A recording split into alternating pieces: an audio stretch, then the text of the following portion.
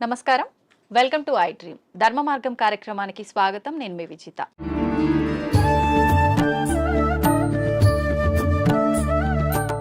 సాధారణంగా మనిషి యొక్క ఆయుష్ అనేది 100 ఏళ్ళు 100 సంవత్సరాలు అని చెప్పి మనందరం కూడా వాడుక భాషలో మాట్లాడుకుంటూ ఉంటాము. కానీ కొద్ది మంది మాత్రమే 100 ఏళ్లకు పైబడిన వాళ్ళని మనం చూస్తూ ఉంటాము. 100 ఏళ్ళు కూడా లేకుండా 60లు, ఇప్పుడు ప్రస్తుతం మాత్రం 40లోనే వాళ్ళ జీవనాన్ని కొనసాగించలేకపోవటం అయితే ప్రస్తుత పరిస్థితుల్లో మనం చూస్తున్నాము. అసలు ఈ 100 ఏళ్ల ఆయుర్దాయం ఉండాలి అనంటే ఒకప్పటి కాలంలో వాళ్ళు ఎలాంటి ఆరోగ్యానికి సంబంధించిన జాగ్రత్తలు తీసుకునే వాళ్ళో మనకైతే చాలా వరకు అవగాహన లేదు. కానీ ప్రస్తుతం నాతో పాటు ఉన్నారు స్వామీజీ. వారు 109 సంవత్సరాలు వారి జీవనాన్ని కొనసాగిస్తూ ఉన్నారు. చాలా ఆరోగ్యంగా కూడా ఉన్నారు. అసలు ఇది ఎలా సాధ్యపడింది అంటే వారు చేసే ధ్యాన సాధన వల్లే సాధ్యపడిందని అయితే చెప్పొచ్చు. ఇప్పుడు స్వామి వారితో మాట్లాడి ఆ డీటెయిల్స్ అన్ని కూడా మనం క్లియర్గా తెలుసుకునే ప్రయత్నం అయితే చేద్దాం. నమస్కారం స్వామీజీ. హరి ఓం. స్వామీజీ, 109 సంవత్సరాలు అంటే మామూలు విషయం కాదు. నేనైతే ఫస్ట్ టైం చూస్తున్నా. నిజంగా మీకు ధన్యవాదాలు స్వామీజీ. ఇప్పుడు ప్రస్తుతం ఉన్న సమాజంలో రకరకాల ఆరోగ్య సమస్యలు, ఎంత ఆరోగ్యంగా ఉన్న వాళ్ళైనా 40-60కి మించి వాళ్ళ జీవనం కొనసాగించే వాళ్ళ సంఖ్య చాలా తక్కువగా ఉంటుంది. అసలు ఎలా సాధ్యపడుతుంది స్వామీజీ? ధ్యానం చేయడం వల్ల ఆయుర్దాయం అనేది పెరిగే అవకాశం ఉంటుందా? గం గణపతియే నమః, ఐం సరస్వతియే నమః, శ్రీ గురుభ్యో నమః. మా గురుగారైనటువంటి మహంత్ హిమాలయ గిరిజీ మహారాజ్ వారి పాదపద్మంలోని మనసులో స్మరించుకొని వీక్షిస్తున్న టీవీ ప్రేక్షకులకు శుభము మంగళము జరగాలని కోరుకుంటూ, మనిషి ఆయురార్థం మనిషి చేతిలోనే ఉంది. బ్రహ్మ ఏదో రాశాడు అంటారు, ఎక్స్పైరీ డేటు, డిస్పాచ్ డేటు అని. అది ఒక విధంగా కరెక్ట్ అయినప్పటికీ దాన్ని మార్చుకోగలిగిన శక్తి కూడా ఆ పరమాత్ముడే యోగము అనే దాని మీద మనకి ఇచ్చాడు. ఒక యోగ సాధన, సిస్టమేటికల్ లైఫ్, ఏ టైంలో ఏం తినాలా, ఎంత తినాలా, ఆ పద్ధతులన్నీ ఉండి ఒక గురువు నేర్పించినాడు. ఆ నేర్పించిన సిస్టమ్ ఈ రోజు వరకు తూచా తప్పకుండా పాటిస్తూ ఉంటే 109 కర్మ ఇంకా ఎన్నాళ్ళైనా బతకవచ్చు. మీకు అందరికి బాగా తెలిసి ఉంటుంది, ఒక 2 ఏళ్ల కింద పద్మశ్రీ అవార్డులు ఇచ్చినప్పుడు శివానంద అనే ఒక యోగా మాస్టర్ సరస్వతి ఘాట్ దగ్గర ఉంటాడు కాశీలో. ఈ రోజుకు యోగా నడుపుతున్నాడు ఆయన. ఆ యోగా చేస్తాడు. He's 124 years on the day which he's taking award. తీసుకున్నప్పుడు ఆయనకు 123, ఇప్పుడు 125. మీ లోపల ఇక్కడ లౌకికంలో తిరుగుతున్న వాళ్ళలో ఆయన మీకు కనపడతాడు. మహామహా యోగులు కొంతమంది వాళ్ళ వయసు ఇంత అని వాళ్ళకు తెలీదు, వాళ్ళ డిసిపుల్స్ కూడా తెలియదు. మరి హిమాలయాలలో ఉండి తపస్సులు చేసుకుంటున్న వాళ్ళు అట్లే ఉన్నారు. సో ఈ ఏజ్ను, ఈ కట్టెను, ఉపాధిని కాపాడుకునే రహస్యాలు గురువు ద్వారా వస్తాయి. ఆ గురువు చెప్పింది తూచా తప్పక చేసినప్పుడే అది స్టాండర్డ్గా ఉంటాయి. కానీ గురువు చెప్పాడు నేను చేయలేదు అంటే ఏం లేదు. మనకు ప్రాక్టికల్గా కావాల్సినంత ఉంది. వేదాలు, ఉపనిషత్తులు, పురాణాలు ఇన్ని ఉన్నాయి. కానీ ప్రాక్టికల్, థియరాటికల్ 112 ఉంది. ప్రాక్టికల్ ఎవరు చేస్తాడో వాడు ఇట్లా ఉంటాడు. ఓకే, అంటే ఇలా చేసిన వాళ్ళకి ఖచ్చితంగా సాధ్యపడుతుంది. ఎవరైనా బతికేది 120 ఏళ్ళ ఆయురార్థం అనేది పరమాత్ముడు ఇచ్చింది. మనంతకు మనమే ఒక 20 ఏళ్ళు పోగొట్టుకుంటున్నాం. ఎట్లా అంటే పెద్దవాళ్ళ దగ్గరికి పోయి మనం నమస్తే పెడితే ఆయన శతమానం భవతి అంటాడు. 120 ఏళ్ళు భవతి అనడం లేదు. అక్కడే 120 ఏళ్ళు పోయింది. ఈ ఉన్న 100 ఏళ్లలో 50 ఏళ్ళు నిద్ర, 15-16 ఏళ్ల వరకు ఏమీ తెలియని బాల్యం, 80-90 వచ్చినప్పటి నుంచి నట్టుబోల్ట్లు లూజ్ అయ్యి అదొక 10 ఏళ్ళు. 100 ఏళ్ళు బతికినా దాంట్లో వాడు నిజమైన బతుకు 15-20 ఏళ్ళు మాత్రమే. ఎవరికి నచ్చినట్టు మళ్ళీ దాంట్లో అక్కడికి యాత్రలు, ఇక్కడికి ప్రయాణాలు, ట్రాన్స్పోర్ట్, టీవీలు చూడాలు, సినిమాలకు పోవడాలు, ఆ గంటలంతా తీసేస్తే అది ఒక 5-6 గంటలు. అది నిజమైన మనిషి బతుకు ఎట్లా ఉండాలా అనేది అక్కడ ఉంది. ఎంతసేపు నిద్రపోవాలా, ఎంతసేపు మేలుకోవాలా. పెద్దలు అంటారు దిన్ దియా కామ్ కర్నేకి లియే, రాత్ దియా సోనేకి లియే అని. పగలు పని చేసుకునేకి ఇచ్చాడు, రాత్రి నిద్రపోయేకి ఇచ్చాడు. మనం ప్రకృతికి విరుద్ధంగా రాత్రంతా 11-12 వరకు మేల్కుంటున్నాం. అవును. సూర్యోదయాన్ని చూడకుండా సూర్యోదయం అయినాక లేస్తాం. కరెక్ట్. అప్పుడు లేచి స్నానాలు చేస్తున్నాం. మన పూర్వీకులు మనకు చెప్పింది బ్రహ్మ ముహూర్త స్నానం, అది దేవతల స్నానం. సరే నీకు అది వీలు కాలేదు, 4:30కి చేయి ఋషుల స్నానం, 5:30కి చేయి మనుషుల స్నానం, సూర్యుడు బయటికి వచ్చినాక చేసే స్నానం రాక్షస స్నానం. అంత సిస్టమ్ ఎందుకు పెట్టినారు? Early to bed, early to get up. 9-10 బజేకు సోజావు, 9-10 గంటలకు నిద్రపోండి. 3 గంటల వరకు 5:30-6 గంటల నిద్ర ఒక మనిషికి అది చాలు, సరిపోతుంది. మనం అట్లా చేయడం లేదు. రాత్రి 11-12 వరకు మేల్కొని పొద్దున్న 7 గంటలకు లేస్తూ ఉన్నాం. సో అక్కడ కొంచెం దెబ్బ. రెండవది తినే ఆహార పదార్థాలు. ఒకప్పుడు ఏ ఎరువులు వేయకుండా పండించేవాళ్ళు. 6 నెలలు 7 నెలలకు కానీ కోతకు వచ్చేది కాదు ధాన్, గోధుమలు కానీ రైస్ కానీ. ఇప్పుడు 3 నెలలు 2 నెలలకి వచ్చేదానికి చేసేస్తూ ఉంటారు ఆర్టిఫిషియల్ ఎరువులు వేసి. సో దాంట్లో శక్తి బలము ఉండడం లేదు. ఆ తినే విధానం కూడా హైయెస్ట్ బాయిలింగ్ చేసి తింటాను. జబ్బులు మూల కారణం అది. పరమాత్ముడు సృష్టించిన 84 లక్షల జీవరాశుల్లో ఏది కూడా ఉడికించి తినడం లేదు, ఫ్రిడ్జుల్లో పెట్టుకోవడం లేదు. అవి హ్యాపీగా ఉన్నాయి, కంటద్దాలు పెట్టుకోవడం లేదు, చౌట్ మిషన్ పెట్టుకోవడం లేదు. మనం పెట్టుకుంటున్నాం. కరెంట్ ఆ ఫుడ్కు వ్యతిరేకం. సహజ ఆహారం ఋషులు మునులు అంతా కందమూలాలు, పండ్లు, ఫలాలు. పరమాత్ముడు ఏది న్యాచురల్గా ఇచ్చినాడో అప్పటికది తినేస్తారు. మళ్ళీ సాయంత్రానికి రేపటికి అని దాచిపెట్టుకోవడం కూడా లేదు. ఓకే, ఎప్పుడు తప్పుడే. ఒకసారి చెట్టు నుంచి కట్ అయితే 3.5 అవర్స్లో తాను తిన్నప్పుడు ఆ చెట్టుకు దానికి కనెక్టివిటీ పవర్ ఉంటుంది. ఆ ఫలము శక్తివంతంగా ఉంటుంది. దాన్ని మనం ఫ్రిడ్జ్లో పెట్టేసి స్టాక్ పెట్టుకొని ఎప్పుడెప్పుడో తింటాం. ఆ చెట్టు కనెక్టివిటీ ఆ పండులో నుంచి పోతుంది. పండు రుచి ఉంటుంది, శక్తి తగ్గిపోతుంది. అయితే స్వామీజీ, ఇప్పుడు మీలాంటి యోగులకే సాధ్యపడుతుందా? ఇప్పుడు మీరు చెప్పినట్టుగా ఇలాంటి ఆహార నియమాలు పాటించి ధ్యానం పైన ఫోకస్ చేస్తే నార్మల్ మనుషులకు కూడా సాధ్యపడుతుందంటారా? ఎవరికైనా అమ్మ, పరమాత్ముడు 24 గంటలు టైం ఇచ్చాడు. 23 గంటలు మీ నిద్ర, మీ లౌకిక వ్యవహారాలు అన్నీ చూసుకోండి, ఎంజాయ్ చేయండి.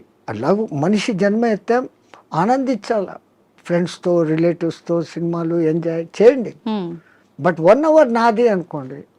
ఈ 1 అవర్లో ఒక ½ అవర్ బాడీ ఫిట్నెస్ ఎక్సర్సైజులు, ఒక్క 40-30 మినిట్స్ నేను ఎవరు అన్న ప్రశ్న వేసుకొని మీలోకి మీరు ప్రయాణం. అది ఆత్మధ్యానం అంటాం మేము.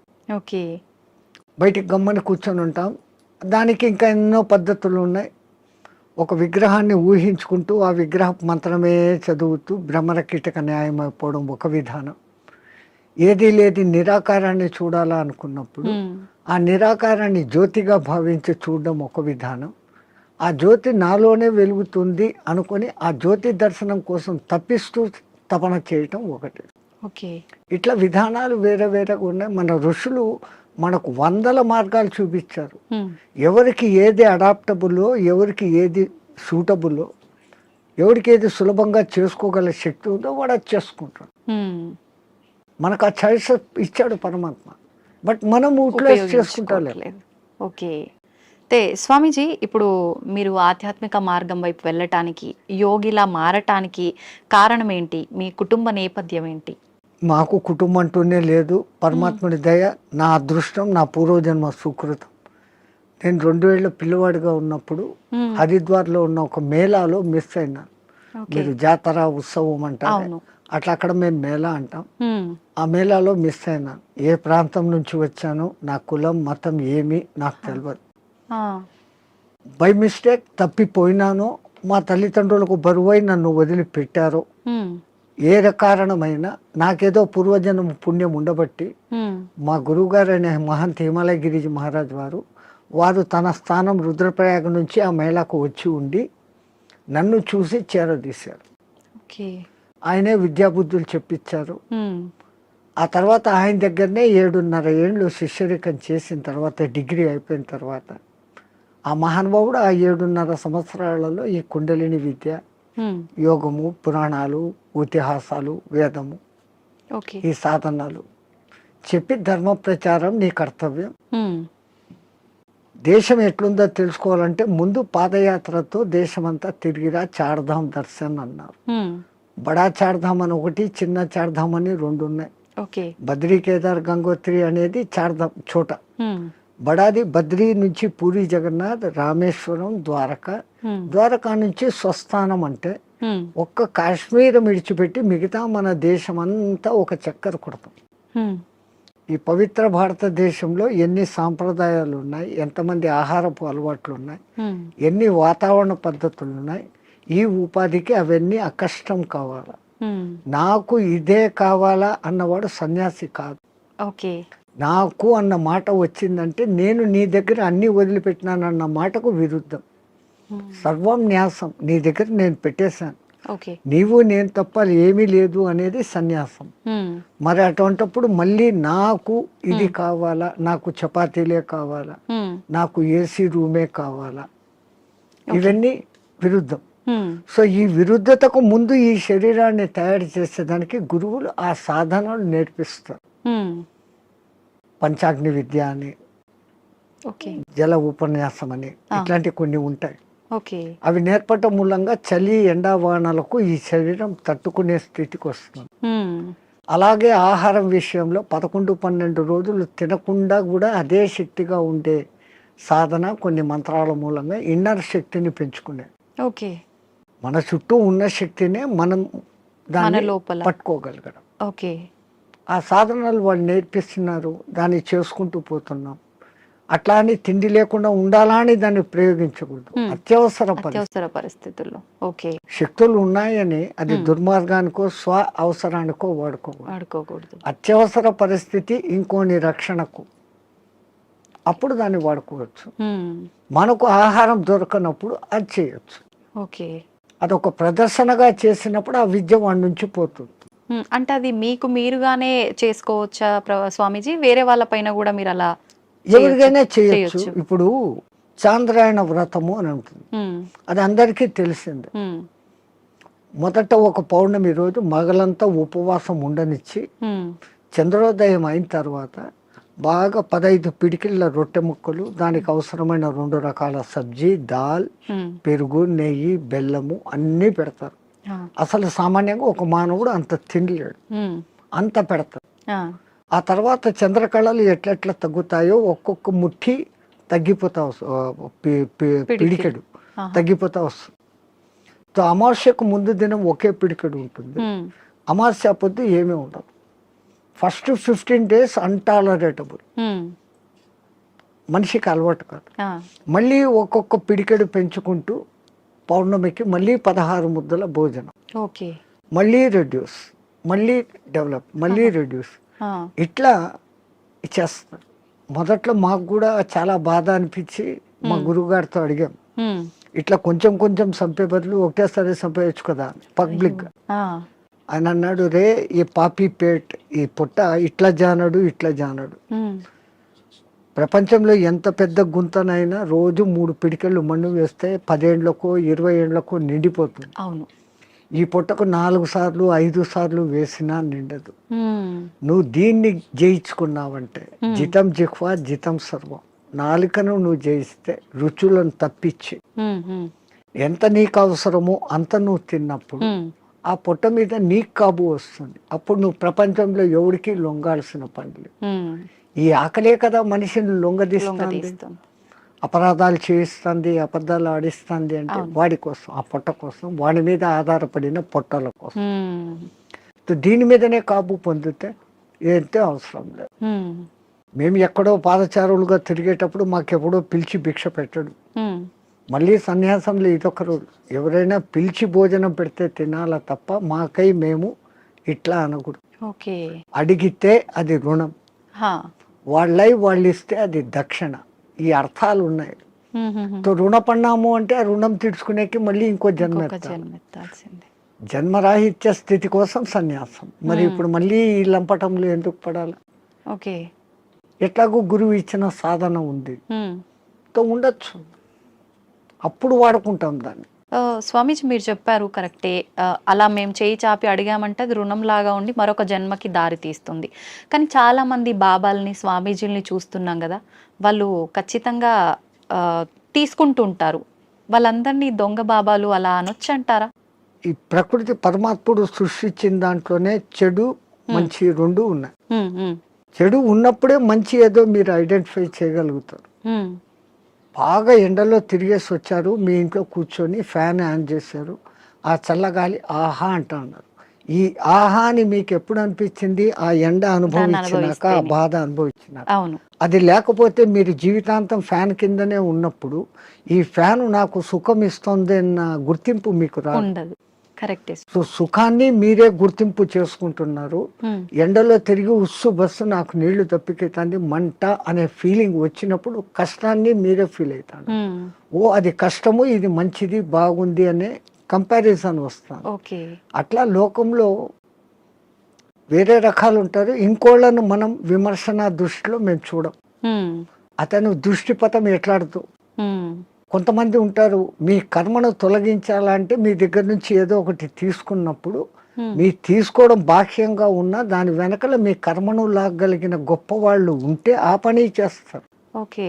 ఇంకా కేవలం బతుకు తెరువు కోసం ఈ బట్టలు వేసుకొని తిది తింటున్నాం చేస్తున్నాం అనే వాళ్ళు ఉన్నారు లోకం. కానీ నే మట్టుకు నా వరకు అసలు నేను అందరికీ చెప్పేస్తా, ఇంకోటి నువ్వు విమర్శించకు, కంపేర్ చేసుకోకు. నీ కర్తవ్యం నువ్వు చేసుకుంటావు, నీ గురువు నీకేం చెప్పాడో అది చేసుకుంటావు. కంపారిజన్లోకి పోతే ప్రపంచమంతా ఇంకా సమస్యలే. స్వామీజీ, క్రియాకుండలి అంటుంటారు, ఇది ఒక విద్యనా? ఇది నేర్చుకోవటం వల్ల ఎటువంటి మార్పులు గమనించవచ్చు అంటారు? యోగం అంటేనే కలయిక. విడిపోయాం పరమాత్మ నుంచి, మళ్ళీ పరమాత్మతో కలవాలా అనుకోవడమే యోగం. ఆ ఒక్క యోగ సాధనకు మన పూర్వీకులు అనేకంగా క్రియాయోగం అని, కర్మయోగం అని, భక్తి యోగం అని, జ్ఞానయోగం అని, కుండలిని యోగం అని, హఠయోగం అని, క్రియాయోగం అని, నాదయోగం అని, స్వరయోగం అని. స్వరయోగం అంటే ముక్కుల ద్వారా గాలి ఎటుపోతుంది ఎటు వస్తుంది అని ఇన్ని రకాలు ఉన్నాయి. అది కూడా మనకు ఇవ్వబడిన చాయిసెస్. నీకు దేంట్లో నిష్ణాతత వరకు పోగలుగుతావు. ఇప్పుడు స్టడీస్లో తీసుకుంటే బిఏ అయినాక ఎంఏ, ఎంఏ అయినాక ఎంఫిల్, ఏమో అంతతో నువ్వు దాంట్లో పర్ఫెక్ట్. అవును. సో దీంట్లో కూడా ఫండమెంటల్స్ నుంచి ఆ స్థాయికి నువ్వు పోగలిగినప్పుడు యూ విల్ అచీవ్. ఓకే. ఎవరైనా కానీ అచీవ్ కావచ్చు. చాయిసెస్. అట్లాంటి దాంట్లో ఈ క్రియాయోగం అనేది ఒకప్పుడు వైదిక కాలంలో ఉండేది, మధ్యలో లుప్తం అయిపోయాయి. ఆ లుప్తమైపోయిన దానికి మనుషులకు తిరిగి అందించాలని దాని మూల పురుషుడైన మహావతార్ బాబా ఒక మహానుభావుడిని ఎన్నుకొని అతని మాధ్యమంగా చేసుకొని కొన్ని వేల గ్యాప్ మధ్యలో తర్వాత మళ్ళీ ఆయన ద్వారా ప్రచారంలోకి తీసుకొని వచ్చారు. ఓకే. ఆయన తీసుకొని వచ్చిన వాళ్ళలో క్రియాయోగం చేస్తే ఫలితం ఇట్లుంటుంది అని లోకానికి చూపించినోడు ఒక యోగి ఆత్మకథ రాసినాడు కదా, పరమానంద. ఆయన డెడ్ బాడీ 15 రోజుల వరకు చెడలేదు. అది యోగి శక్తి. క్రియాయోగం చేస్తే క్రియాయోగం చేస్తే దాంట్లో చేయాల్సిన దాంట్లో కఠినతరమైన సాధన ఏమంటే ఖేచరీ ముద్ర. ఈ నాలుకను వెనకకు మడిచి చిన్న నాలుకను ఉండే దాని వెనకకు పెట్టి నాసికా రంధ్రాలను క్లోజ్ చేస్తూ సాధన చేసినప్పుడు ఆ చిన్న నాలుక బ్రహ్మ మన మైండ్లో నుంచి ఒక రసం ఊరి ఒక డ్రాప్ పడుతుంది. అది అన్నాహారాలకు నీటి దప్పికలను కానివ్వకుండా చేయటమే కాకుండా ఈశ్వరానుసంధాన శక్తిని కలగజేస్తుంది. బ్రహ్మరంధ్రం యాక్టివేట్ అయ్యేటట్టు చేస్తుంది. షట్చక్రాలు యాక్టివ్గా ఉండేదానికి కారణభూతమైంది. షట్చక్రాలు ఎప్పుడు యాక్టివ్గా ఉంటాయో ఆ షట్చక్రాలు నియంత్రిస్తున్న ఇన్నర్ ఆర్గాన్స్ అన్ని యాక్టివేట్.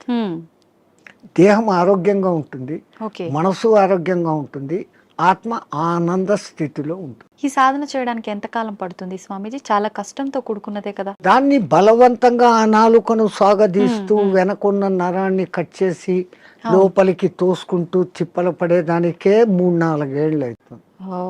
అది బలవంతంగా చేసింది. పూర్వజన్మ సుకృతం ఉన్నప్పుడు, ఆ గురు కటాక్షం ఉన్నప్పుడు అది సహజంగా వెనక్కి వెళ్ళిపోతుంది. అది ఎవరికి ప్రాప్తతో వాళ్ళకే. ప్రతి ఒక్కటి ఎవడు చేయాలంటే, మనమంతా ధీరుబాని అంబాయిలు కాలేమే. మన దేశంలోనే పుట్టాడు ఆయన, మన ఎదురుగానే పెరిగాడు, ఈ పొద్దు కోట్ల ఆస్తి, మనం లేదు. అవును. సో ఎవరికి ఏది ఏది ఉందో అదే అది. కానీ సాధన సిస్టమేటికల్గా చేస్తే ఎవరైనా అద్భుతమైన క్రియాయోగి కాగలరు. ఇప్పుడు మీరు కూడా ఈ విద్యను నేర్చుకున్నారు కదా స్వామీజీ, మీకు ఎంతకాలం మాకు పట్టింది? నేర్పించింది మా గురువు గారు కుండలిని విద్య. కుండలిని విద్య. ఓకే. అదే నేను చెప్పాను ఇప్పుడు ఇన్ని అవునవును. యోగాలు ఉన్నాయని. దాంట్లో మా లైన్ కుండలిని యోగ సాధన. మీరు మీ గురువు గారి దగ్గర నేర్చుకున్నారు, మళ్ళీ మీరు మీకు శిష్యులు వాళ్ళకి సాధన నేర్పించడం ఇలాంటివి చేస్తుంటారా స్వామీజీ? ఎందుకంటే మొట్టమొదట నేను గురువు అనిపించుకోవడం నాకు ఇష్టం లేదు. ఓకే. ఎందుకని? అందరూ గురువులే. ఆ, పత్రిజీ అంటారు, ఆ, you are masters, I'm also master, you are gods, I'm also god అంటారు. ఆ, సో అందరిలో అదే ఉన్నప్పుడు నేను ఏదో నేర్పిస్తాను అనే అహంకారం కాదు. నాకైతే తపన ఉంది, నేను బాగున్నాను, నాలాగా మీరు ఉండండి. కానీ ఆ చేసే ప్రాసెస్ అందరూ అట్లా చేయలేరు. ఆ క్రియలు ఉంటాయి, క్రియల తర్వాత 3 బంధాలు అనేవి ఉంటాయి, పూరక కుంభక రేచకాలు అనేది ఉంటాయి. ఇవన్నీ చెప్తున్నప్పుడు బాగా వింటారు, ప్రాక్టికల్ అది ఉండదు. థియరాటికల్గా నేను వాళ్ళకి పూర్తి అర్థమయ్యేటట్టు చెప్తా వాళ్ళ భాషలో. బట్ చెప్పిన తర్వాత ఆ రోజు చాలా బాగుంది అంటారు, నెక్స్ట్ డే దాన్ని చెయ్యరు. వీళ్ళందరూ ఎట్లున్నారంటే ఈ కాలంలో, ఈ పొద్దు వినేయాలా రేపటికంతా నాకు వచ్చేయాలి, వింటే రాదు కదా. Practical, practical, everything practical. Okay. Swamiji, మీరు ఇన్ని సంవత్సరాలుగా రకరకాల మార్పులు సమాజంలో కానీ మనుషుల్లో కానీ చూస్తూ వచ్చారు కదా, ప్రత్యేకించి చెప్పాలి అనంటే ఎక్కువగా మార్పు చెందిన విషయాలు ఏంటి? స్వాతంత్రం రాకముందే చాలా బాగుండిందమ్మ దేశం. ఇంత క్రూరత అనేది అప్పట్లేదు. అప్పుడు వాళ్ళ పోలీసింగ్ చాలా తక్కువ అయినా బ్రిటిష్ వాళ్ళు పద్ధతిగా ఉన్నారు. కానీ వాళ్ళది వాళ్ళు ప్రచారం చేసుకునేకి మన గురుకుల వ్యవస్థను ధ్వంసం చేసి ఈ ఇంగ్లీష్ ఏబిసి కాన్వెంట్లు పెట్టారు. అవును. సో వాళ్ళ ప్లాన్ మన సంస్కృతిని ధ్వంసం చేస్తే మనం పోతాము. కానీ మన సనాతన ధర్మ సంస్కృతి అజరామరం, ఎవడు దాన్ని ఏమీ చేయలేదు. 1000 ఏళ్ళు ప్రయత్నం చేశాడు ముస్లిమ్స్, కాలేదు. 400-500 చేసిన బ్రిటిష్ వాళ్ళ చేత కాలేదు. ఈ పొద్దుకు అది అజరామరంగా ఉంది. ఎందుకంటే మనది గురు శిష్య పరంపర, అది ఎక్కడా పోదు. ఇప్పటికి కేరళలోను కాశ్మీర్లోను ఉన్న బ్రాహ్మిన్స్, నంబుద్ధిడి బ్రాహ్మణ్స్ అని ఉంటారు. వాళ్ళ వేద పఠన విధానం, వాళ్ళు వేదాన్ని కాపాడుకుంటూ వస్తున్నారు. పుస్తక రూపంలో వీడు కాల్చేశాడు. మస్తకాన్ని ఎక్కడ కాలుస్తావు? మస్తకంలో పెట్టుకుని తరతరాలు అందిస్తున్నారు. కాబట్టి మన దేశం ఈ రోజుకు అలాగనే ఉంది, భవిష్యత్తులోనూ అలాగనే ఉంది. ఒకప్పటి రోజుల్లో చూస్తే ఆడవాళ్ళకి చాలా ప్రత్యేకత, గౌరవం ఉండేది. ప్రస్తుత సమాజంలో అది అసలు కనుమరుగైపోయిందనే చెప్పాలి. మనుశాస్త్రంలో నా స్త్రీ స్వాతంత్రం రహస్య అన్నాడు అని దాన్ని ఏదో తప్పుగా లోకం చెప్తా ఉంది. ఆయన ఆ మాట అన్న తర్వాత దాని వెనకాల ఎంత ఎక్స్ప్లెనేషన్ ఇచ్చాడో అది చదవరు. ఒక అమ్మాయిని తండ్రి, అన్నదమ్ములు అపురూపంగా రక్షకులుగా ఉండాలి. పెద్దదై పెళ్లి చేసిన తర్వాత భర్త రక్షకుడుగా ఉండాలి. తనకు వయసు పెద్దదైనప్పుడు సంతానము తల్లిని అపురూపంగా చూసుకోవాలి అని ఆయన చెప్తూ, ఇంతమంది ప్రొటెక్షన్ లో ఉండే ఆమెకు వేరేగా స్వాతంత్రం అవసరం లేదు అన్న మాట అంటే, దాన్ని మనం మిస్అండర్స్టాండ్ చేసుకొని ఆ స్త్రీలకు స్వాతంత్రం లేకుండా చేశారు, మీ సంస్కృతి వెస్ట్, మేము చూడు ఎంత ఫ్రీనెస్గా ఉన్నాము అని. ఫ్రీనెస్గా ఉండి 3 రోజులకు ఒకసారి విడాకులు తీసుకుంటున్నారు. మన సనాతన ధర్మంలో విడాకులు అన్న వ్యవస్థ లేదు. ఒక్కసారి పెళ్లి చేసుకుంటే జీవితాంతం వాళ్ళిద్దరూ కలిసిమెలిసి ఉండాలా అన్నంత వ్యవస్థ పెట్టారు. స్వామీజీ, మీరు అన్నది కరెక్టే, కానీ ప్రస్తుత సమాజంలో చూసుకుంటే విడాకుల సంఖ్య చాలా పెరిగిందనే చెప్పాలి. ఎందుకంటే ఈ డామినేషన్ పెరిగిపోయింది. నేను నీలాగా చదువుకున్నాను, నన్ను తక్కువ ఎక్కువ చూస్తున్నావు అన్న డిఫరెన్స్లు వస్తాను. ఒక చిన్న కాంప్రమైజ్, ఆయన అట్లా అన్నాడు నేను ఇట్లా అన్నాను అంటే అది విడిపోతుంది. ఎవరో ఒకరు తగ్గడము ఎక్కడము చేసుకుంటూ పోయినప్పుడు ఆ బంధం మొదట్లో కొంచెం కొట్లాటలు జరిగినా జీవితాంతం సాగుతుంది. ఈ మధ్య ఏమైపోయింది, చిన్న చిన్న విషయాలకు కూడా ఆ ఫారినర్స్ లాగానే ఈ రోజు పెళ్లి 3 నెలలకే డైవర్స్. అవును. అభిప్రాయ భేదాలు, లవర్స్ పెళ్లి చేసుకున్న వాళ్ళు కూడా విడిపోతారు. వీళ్ళు ఒకళ్ళనొకళ్ళు ముందు అర్థం చేసుకోవడం, ముందు అర్థం చేసుకొని ఈమెది తన ఇంట్లో తాను రాణిలాగా పెరిగింది, ఇప్పుడు వాళ్ళందరినీ వదిలి మా ఇంటికి వచ్చింది, నా పేరు నిలబెడుతుంది నా కుటుంబంలోకి వచ్చి అని ఆమెను అంత గౌరవంగా ఈయన చూసుకున్నప్పుడు, ఇప్పుడు మా అమ్మా నాన్నలు మా అత్తమామలే, నా మొగుడే నాకు దేవుడు అన్నట్లు ఈమె చూసుకున్నప్పుడు లోకంలో ఈ డిఫరెన్సెస్ రావు. తప్పు ఇటుందా అటుందా కాదు, వీళ్ళిద్దరి మధ్య సరి అయిన అవగాహన ఉందా లేదు. ఒక తల్లికి ఏం భయం ఉంటుంది, 20 ఏళ్ల వరకు పెంచుకున్న కొడుకు ఎక్కడ ఆమె కొంగులో కట్టేసి వెళ్ళిపోతుందో అనేది తల్లి బాధ. నేను మా వాళ్ళందరినీ ఇడిచిపెట్టి ఇక్కడికి వస్తే ఈమె పెత్తనం ఏంది, నా మొగుడుతో నాకు స్వేచ్ఛ లేదు అని ఈమె. కరెక్ట్ చెప్పారు స్వామిజీ. ఆ భావ ఈ విధంగా ఉన్నప్పుడు ఇట్లుంటుంది. మా అమ్మని విడిచిపెట్టేస్తాను, వీళ్ళే ఈ అత్తమామలే నా అమ్మ నాన్న అనుకున్న మెంటాలిటీలోకి ఈమె వచ్చినప్పుడు గొలాట లేదు. నా ఆడబిడ్డలు వేరే ఇంటికి ఇచ్చాను, ఆ పేరే ఆడబిడ్డ, ఈడ బిడ్డ కాదు ఆడబిడ్డ అంటాడు. నా బిడ్డలు నాడిచ్చాను, అట్లాగనే కదా నాకు వచ్చింది. ఈ కొడలు ఇప్పుడు నా కూతురు అనుకుని చూసుకుంటూ వీళ్ళు ఉన్నప్పుడు ఎక్కడ కొట్లాట్లు, ఎక్కడ తేడాలు? అట్లా ఉన్న కుటుంబాలు కూడా ఉన్నాయి, ఎన్నో నేను చూశాను. చాలా మంది ఇండ్లకు నేను భిక్ష పోయినప్పుడు అమ్మ అమ్మ అని తిరుగుతుంటే ఆ అమ్మాయిని నేను వాళ్ళ కూతురు అనుకున్నాను, వచ్చినోడు వాళ్ళ అల్లుడు అనుకున్నాను. చూస్తే వీళ్ళ కొడుకు ఆమె కోడలు, అంత అన్యోన్యంగా ఉన్నా, ఎంత హ్యాపీ ఫీల్ అవుతాం. అవును, అది ఎక్కడో ఒక్క కుటుంబంలో అత్తాకోడన్ల గలాటలు, డామినేషన్లు. అవును, ప్రపంచమంతా అట్లా లేదు, మన భారతదేశం అట్లా లేదు. ఎందుకంటే మనం పెంచిన పెంపుదల పిల్లల్లో ఆ ప్రవర్తన అట్లే ఉంది, మన సనాతన ధర్మం. అది చెప్పకపోవడంతో ఈ మధ్య ఈ డిఫరెన్స్. సమిష్టి కుటుంబంలో పెరిగిన పిల్లలు అద్భుతంగా ఉంటారు, ఎందుకంటే వాళ్ళకి అన్ని ఆప్యాయతలు, మా అత్త ససు అన్ని వరుసలు అక్కడ ఉంటాయి. పెళ్లికి ముందు నుంచే అత్త, మేనత్త, మేనమామ, మామ, అత్త, ఇవన్నీ వరుసలు ఉంటాయి. ఆ అఫెక్షన్ లో పెరిగిన వాడు ఎప్పుడు లవ్ డిస్ట్రిబ్యూట్ చేయాలని చూస్తాడే తప్ప ఈ ఇన్కన్వీనియన్స్ ఫీల్ కాడు, ఇన్సెక్యూరిటీ ఫీల్ కాడు. ఇప్పుడు సమాజం ఎట్లా ఉంది, పెళ్లి పొద్దు చేసుకుంటారు, వేరే కాపురం అంటారు. ఆ పుట్టిన పిల్లలను వీళ్ళిద్దరు ఉద్యోగాలకు వెళ్ళిపోతారు, ఆయానో లేకుండా అంటే ఇంకెక్కడో పెంచుతాడు. వాడు అఫెక్షన్ లేకుండా పెరగటంతో మనిషిలో క్రూయాలిటీ పెరుగుతా. ఇప్పుడు జరిగే ఈ అరాచకాలన్నిటికీ కారణం ఇదే అంటారా? నేను అదే, వాడు ఇన్సెక్యూరిటీగా పెరిగాడు, అవును అవును, దురలవాట్లకు ఈజీగా పడిపోతాడు, డామినేషన్ వస్తుంది. అవును, ఇవన్నీ కారణం వానికి లవ్ అండ్ అఫెక్షన్ దొరకపోవడం. అసలు తల్లి మామూలుగా ప్రేమగా పాలు ఇవ్వడం లేదు. 6 నెలలు 1 సంవత్సరం ఆ తల్లి వెచ్చదనం అనుభవిస్తూ ఆ పాలు ఆ ముఖాన్ని చూస్తూ చేసిన వాడిలో ఉండే అఫెక్షన్, ఆ తల్లి నాన్న కన్నా అంట మాట్లాడిస్తూ ఉండే ఆ అఫెక్షన్ వాడి భవిష్యత్తులో ఇంకొన్ని హింసించాలా తిట్టాలనే భావన రాదు.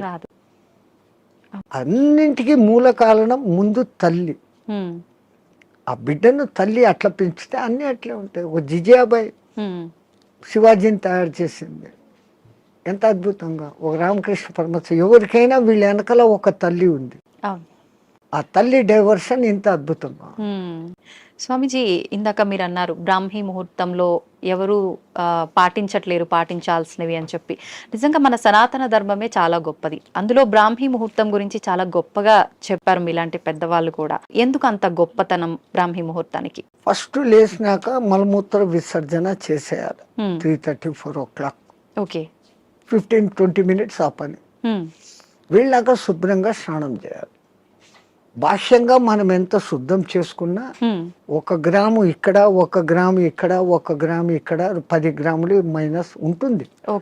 బట్ బాహ్య శుద్ధి, నేను స్నానం చేసినప్పుడు అంతర్శుద్ధి కూడా ఆటోమేటిక్ గా కలుగుతుంది. Now I am cure, I am pure అన్న భావన ఇక్కడ వచ్చినప్పుడు ఆ భావన ఇన్నర్ కు కూడా తగులుతుంది. ఆ బ్రహ్మముహూర్త టైంలో మీకు సౌండ్స్ ఎక్కడ ఉండవు, ప్రశాంతంగా ఉంటుంది. ఇంకా పక్షులు లేచి కిలకిల రావాలు కూడా చేయవు. ప్రకృతి అంతా ప్రశాంతమైన తపస్థితిలో ఉన్న స్థితిలో ఉంటుంది. ఆ వైబ్రేషన్స్ హిమాలయాలలో జపాలు తపాలు చేసుకుంటున్న వాళ్ళ వైబ్రేషన్స్ అంతా ఆ గాలిలో కలిసి ఉంటాయి. ఓకే. దాంతో మనం కూడా కూర్చొని ప్యూరిఫై అయ్యి ఏదో ఒక సాధన గురువు చెప్పింది ఇదంతా ఏది లేదు. పత్రి చెప్పినట్లు శ్వాస మీద ధ్యాస, సంథింగ్ ఏది ఆలోచన లేకుండా కూర్చుంటే ఒక మనిషి ఒక దినంలో ఇప్పుడున్న పరిస్థితుల్లో ఇది అది అంటూ 60,000 ఆలోచనలు చేస్తాడు. సముద్రంలో అలలన్నా ఏ పొద్దున్నా అలసిపోయి గమ్మనైతాయేమో కానీ ఈ మనోతరంగాలు అలవడం లేదు. Okay. One after one. Even మీరు నిద్రపోయినా నిద్రలో 5 గంటల సేపు మనసే పనిచేసి కలలు చూపిస్తుంది. అవును. ఆ 1 గంట సౌండ్ స్లీప్, అది మన నిజమైన తత్వం. అక్కడ మనం ఆత్మతత్వంలో ఉన్నాం. బట్ ఆత్మతత్వంలో ఉన్నా మన సంగతి మనకు అప్పుడు తెలీదు. లేచిన తర్వాత I had a sound sleep అంటాను. సో ఈ సాధన ఉపాసనలు మన పెద్దవాళ్ళు నువ్వు మేలుకొని సుషుప్తి స్థితిలోకి పో అనేదానికి ఈ సాధనలు వ్యవహారాలు. ఓకే. అయితే ఇప్పుడు సాధనలు ఇవన్నీ చేయలేని వాళ్ళు, నార్మల్ వాళ్ళు ఇప్పుడు బ్రహ్మీ ముహూర్తంలో ఇలాంటి పనులు చేయాలి, అలాంటి పనులు చేయాలి, అసలు కరెక్ట్ బ్రహ్మీ ముహూర్తం అంటే ఏ సమయం నుంచి ఏ సమయం వరకు? అదే చెప్పాను కదా, 3 to 3:45 దేవతల టైం. ఓకే. 3:45 to 4:45 ఋషుల టైం. 4:45 to 5:45 మానవుల టైం. ఓకే. ఆఫ్టర్ దట్ రాక్షసుల టైం అన్నట్టు. ఇప్పుడు ప్రతి ఒక్కరూ రాక్షసుల టైంలోనే అన్ని స్నానాలు. సూర్యోదయం అప్పుడు ఆ అరుణ కిరణాలు అని వస్తాయి కదా, దాంట్లో ఎన్నో రకాల మనకు ఆరోగ్యాన్ని ఉత్తేజాన్ని కలిగించే వేవ్స్ ఉంటాయి. అల్ట్రావైలెట్, ఇన్ఫ్రారెడ్, ఎలక్ట్రోమాగ్నెటిక్, దానికి ఏమో ఇప్పుడు ఈ పేర్లన్నీ పెట్టారు. అప్పుడు సూర్యుని 7 వర్ణాలకు కలుపుకొని దాంట్లో తెలుపులో 7 వర్ణాలు ఉన్నాయని మన వాళ్ళు గుర్తించి చేస్తాను ఆ సాధన, వర్ణ సాధన. ఇప్పుడు అదే కలర్ థెరపీ అని మళ్ళీ బయటకు వచ్చింది. రంగు బాటళ్ళలో నీళ్లు పెట్టి సూర్యుడి దగ్గర పెట్టి బయట ఎండలో 7 రోజులు అట్లా పెట్టిన నీళ్లు తాగితే ఆ కలర్కు సంబంధించిన జబ్బు ఉన్న వాళ్ళకి క్యూర్ అవుతారు. ఒక్క సూర్యుడు ఆరోగ్య ప్రదాత అని మన వాళ్ళు చెప్పారు. దాంట్లో నుంచే ఇన్ని వస్తుంది. ఇప్పుడు మన భూమి మీద పెరుగుతున్న మూలికలు అన్నీ పెరుగుతున్నాయంటే సూర్యుడు ఆధారం. నైట్ పూట తన సూర్యకిరణాలనే చంద్రుని మీదకి పంపించి అక్కడి నుంచి రిఫ్లెక్ట్ అయ్యి అది ఔషధులకు శక్తిని ఇస్తున్నాడు సర్కిట్. ఓకే. సో అందుకే మన పూర్వీకులు గుర్తించి ఆరోగ్యం భాస్కరాది చేత అన్నారు. ఆరోగ్యం సూర్యుని చేతిలో ఉంది. ఓకే. స్వామిజీ, ప్రాణాయామం ఇది చేసే వాళ్ళు ఎక్కువ కాలం జీవించే అవకాశం ఉంటుందంటారు కదా? 100%. పూర్వీకులు చెప్పిన లెక్క 21,600 రెస్పిరేషన్స్, 21,600 హంస జపం సాధారణంగా ఎవడో చేసేస్తాను ఇన్వాలంటరీ. అప్పుడు ఆ ఊపిరితిత్తులు ఇంతే పని చేస్తుంది. ఇటు తీసుకుంటున్నాం, ఇట్లా వదిలేస్తున్నాం. పరమాత్ముడు మనకు ఊపిరితిత్తులు ఇంత పని చేసేకి ఇచ్చాడు. దాంట్లో 10th కాదు కదా, 1% కూడా మనం చేయడం లేదు. తీసుకుంటున్నాం, వదులుతున్నాం. తీసుకున్న గాలిని యూటిలైజ్ చేసుకోవడం లేదు, ఉపయోగించుకోవడం. ఆ దానికి ప్రత్యేకంగా ఈ పూరక కుంభక రేచకాలు అనే ప్రాణాయామ వ్యవస్థ పెద్దవాళ్ళు పెట్టారు. ఓకే. సంపూర్ణంగా ఊపిరితిత్తులు నిండేంతగా దీర్ఘంగా శ్వాస తీసుకొని ముక్కులు మూసేస్తాం. ఓకే. ఆ తర్వాత బలవంతంగా ఆ గాలిని మింగుతున్న ఫీలింగ్ చేసి కడుపులో కూడా గాలి పోతోంది అని చెప్పి మళ్ళీ ఒకసారి ముక్కులు ఓపెన్ చేసి ఇంకొంచెం తీసుకుంటాం.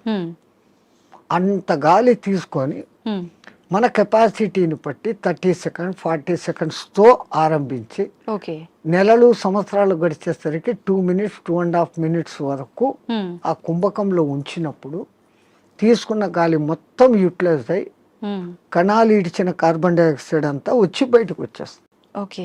అది రేచకం. ఈ విధంగా చేయడంలో మనకు శాస్త్రజ్ఞులు, మన ఆ పూర్వీక శాస్త్రజ్ఞులు చెప్పింది ఇడా పింగళ అనేది సూర్య చంద్ర నాడులు. ఒక ముక్కు ద్వారా చల్లని గాలి బాడీలోకి వస్తుంది, ఒక ముక్కు ద్వారా వేడి. శరీరంలో శీతోష్ణాలు సమస్థితిలో ఉండి ఆ రెండింటిని నియంత్రించగలిగినప్పుడు వాయువు ఈ 2 ముక్కులలో కాకుండా మనకున్న 72,000 నాడులలో 11 నాడులు ముఖ్యం. కండ్లకు పోయేది, చెవులకు పోయేది, ముక్కులకు పోయేది. ఓకే. ఇవన్నీ కాకుండా ఈ 11 మళ్ళీ సుషుమ్న అనేది మూలాధార చక్రం నుంచి సహస్రారం వరకు కనెక్టివిటీ కలిగిన ఒకే ఒక్క నరం. ఓకే. మిగతాది కొన్ని చోట్ల వచ్చి కట్ అయిపోతాయి, ఎన్ని చోట్ల వచ్చి కట్ అయిపోతాయి. ఇది అఖండంగా మూలాధారం నుంచి అక్కడ దాకా వస్తుంది. ఓకే. దాని లోపలికి గాలి ప్రవేశం చేసినప్పుడు అక్కడ జరిగే సంచలనం మనిషికి దీర్ఘాయుష్. అసలు ఈ ప్రాణాయామం చేస్తేనే దీర్ఘాయుష్. కారణం మామూలు మనిషి ఒక నిమిషంలో 15 రెస్పిరేషన్లు తీసుకుంటే నేను నిమిషం సేపు గాలిని బంధించగలిగినాను అంటే నాకు 15 రెస్పిరేషన్లు సేవ్డ్ కదా. It is in my bank account. Okay. ఒక్క ప్రాణాయామంలో నేను 15 ఊపిర్లు మిగిలిపెట్టుకుంటే 1 గంట సేపు చేస్తే అంటే 60 నిమిషాలు ఇంటూ 15 900 వాయువులు. ఒక 10-11 దినాలు చేస్తే 9,000 21,000 వచ్చేదానికి ఒక 10 రోజులు 1 నిమిషం చేస్తే 10 దినాల తర్వాత నాకు 1 దినం ఆయుష్ పెరిగింది. It is in my hands. So అదే నేను 2 నిమిషాలు చేస్తే 5 రోజుల్లోనే నాకు 1 రోజు ఆయువు పెరిగింది. అది కారణం. ప్రాణాయామంలో అది రహస్యం. ఇంకా ఈ ప్రాణాయాన్ని ఇంకా బాగా డెవలప్ చేసుకొని ఇడా పింగళలో కాకుండా సుషుమ్నలోకి ప్రవేశం చేస్తూ ఎక్కిస్తూ ఆడిస్తూ ఉన్నప్పుడు ఏదో ఒక దినం మన అదృష్టము, ఆ గురు కటాక్షము, దైవానుగ్రహము ఉండి ఆ గాలి కుండలిని ప్రేరేపిస్తుంది. ఒక్కసారి కుండలిని ప్రేరణ చేసినాక ఈ ఆత్మతత్వం ఏం, సృష్టి రహస్యం ఏం, పరమాత్మ ఏం, నేను ఏం అన్న సంగతి వాడికే తెలిసిపోతుంది. ఇంకా అది బయటికి చెప్పుకునేందుకు కానీ ఆనంద స్థితిలోకి వాడు ఉంటాడు ఆ సాధకుడు. ఇది మామూలు వాళ్ళకి సాధ్యపడుతుందా స్వామీజీ? ఎవరికైనా, పశుపక్షాదులకు కూడా దేవుడు ఆ కుండలిని శక్తి ఇచ్చాడు. ఇప్పుడు మా ఫిజికల్ బాడీ తయారీలో మెదడు, చేతులు, కాళ్ళు, రెక్కలు, ఇంటర్నల్ ఆర్గాన్స్, గుండె, ఊపిరితిత్తులు అని మీకు ఫిజికల్గా ఎట్లా కనపడుతున్నాయో కనపడని అంగాలు, షట్చక్రాలు అనేటివి, నాడులు అనేటివి, అవి విశ్వశక్తి ప్రసారకాలు. నరాలలో రక్త ప్రసరణ, ఆక్సిడేషన్ ఇది జరుగుతుంది. మన వాళ్ళు ఈ 2 రకాలుగా చూశారు. అది వ్యవహారం. అక్కడ ఆ తేడాను గమనించి వాళ్ళు ఆ సాధనాలు చేశారు. మాకు కనపడదు, అది లేదు అనుకుని వాళ్ళ లోకం, ఈ లోకమే, ఈ జన్మే శాశ్వతం అనుకునేది వాళ్ళ సిద్ధాంతం. మనకు జన్మలు ఉన్నాయి అన్నది మన సిద్ధాంతం. ఇప్పుడు చాలా మంది ధ్యానం చేయాలనుకుంటారు, కానీ మనసుని నియంత్రించుకోలేకపోతుంటారు. ఏకాగ్రత లోపిస్తూ ఉంటుంది, రకరకాల ఆలోచనలు కదులుతూ ఉంటాయి. ఎలా నియంత్రించుకోగలుగుతారు స్వామీజీ? మనసుకు ఒక్క డ్యూటీ అప్పచెప్తే పాపం మనసు ఏం చేస్తుంది? గమ్మన ఉన్నప్పుడు 112 ఆలోచనలు చేస్తాను. ఇప్పుడు మీరు కుట్టు పని చేస్తారు, మిషన్ మీద కూర్చున్నారు, మీకు కుట్టు పని తెలుసు. ఇన్వాలంటరీగా మీరు ఆ బట్ట అక్కడ పెడతారు, ఎట్లా పొడి చేయాలో చేస్తారు, కాళ్ళు కదుపుతూ ఉంటారు, కుట్టు మిషన్ నడుస్తుంటుంది, కళ్ళతో చూస్తుంటారు, కుట్టు పోతుందా లేదా పోతుంది. ఇదంతా ఎట్లొచ్చింది? ఒక ప్రాక్టీస్, ఒక దినంలో రాదు. సో అక్కడ మీరు మనసంతా ఎక్కడ పెట్టారు? కుట్టు లైన్ గా పోతుందా లేదా అనేదాన్ని. ఇంకోటి ముగ్గులు వేస్తారు బయట, మీరు 5 చుక్కలు ఇట్లా పెట్టాలా, 3 ఇట్లా పెట్టాలా ప్లాన్. ఈ ఒక్క లైన్ తో అన్నిటినీ ఇట్ట తిప్పి ఇక్కడికి తీసుకుని వస్తారు. మీ ఆంధ్రాలో రథం ముగ్గు అని వేస్తారు, అన్ని చుక్కలను ఒక్క లైన్ తో కలుపుతారు. సో అక్కడ వాళ్ళ కాన్సన్ట్రేషన్ అంతా ఎక్కడుంది? నేర్చుకున్నప్పటి నుంచి ఎట్ట తిప్పారు, కళ్ళు అట్లా పోతుంటాయి, చెయ్యి అట్లా వెళ్ళిపోతా ఉంటుంది. సో ఈ కాన్సన్ట్రేషన్ మీరు అక్కడ పెట్టారు. అట్లే మనం ఒక్క దాని మీద కాన్సన్ట్రేషన్ పెట్టినప్పుడు మనసు ఆ టైంలో మీకు రెండో ఆలోచన ఏముంది? ముగ్గు వేస్తున్నప్పుడు మా మామ అట్లా అన్నాడు, మా కొడుకు ఇక్కడ పోయినాడు, ఇవన్నీ ఆ టైంలో లేదు. టిఫిన్ చేయాలా, అది నథింగ్. సో అక్కడ ఐడియల్ అయిపోయింది. సో ఒక్క పర్టికులర్ డ్యూటీ మనసుకు అప్పచెప్పతే ఆ మనసు అదే చేస్తాం. అందుకే మన పూర్వీకులు ఒక తమాషా ఎగ్జాంపుల్ చెప్తారు.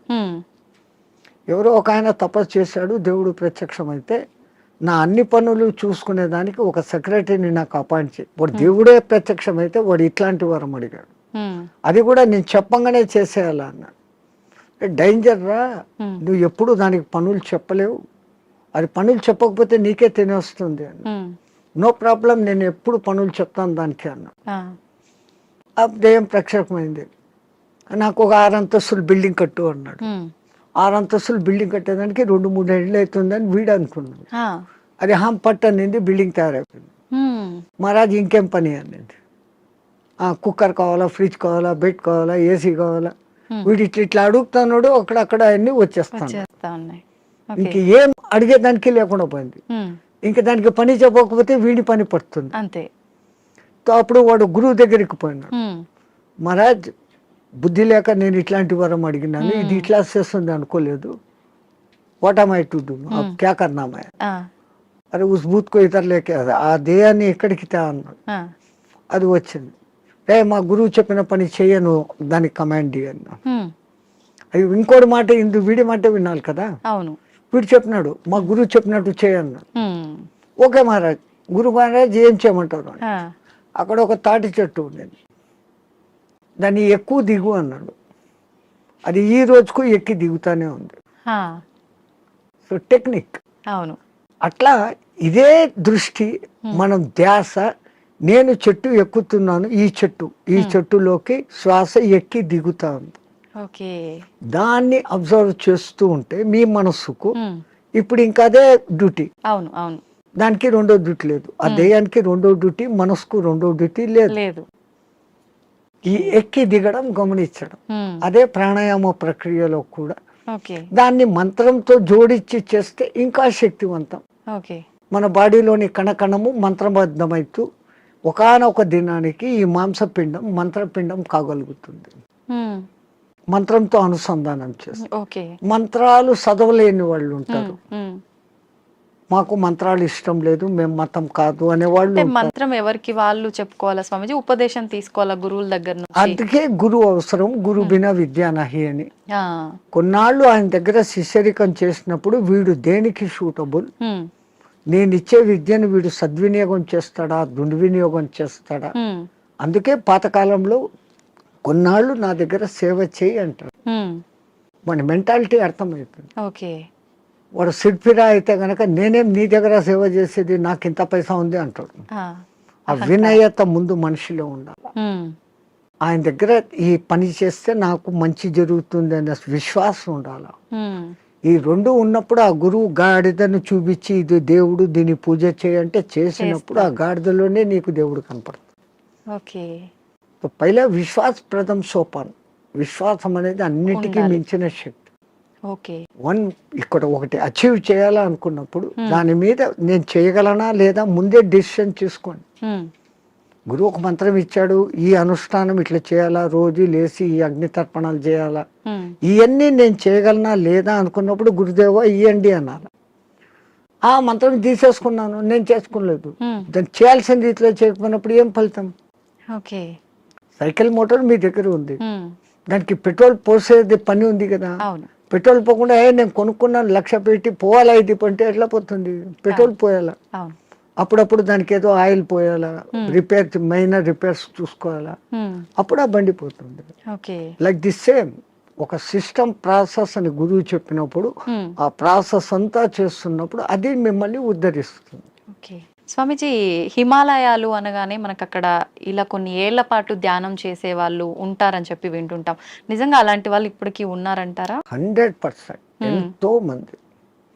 ఆ హిమాలయాలు అనే దానికి ముందు మా అనే అక్షరం పెట్టుకొని చదవండి. మహిమ ఆలయాలు. మన దేశం మొత్తంలో చాలా కొద్ది ఆలయాలు ఉన్నాయి. ఆ లయాలు అంటే అందులో లయం.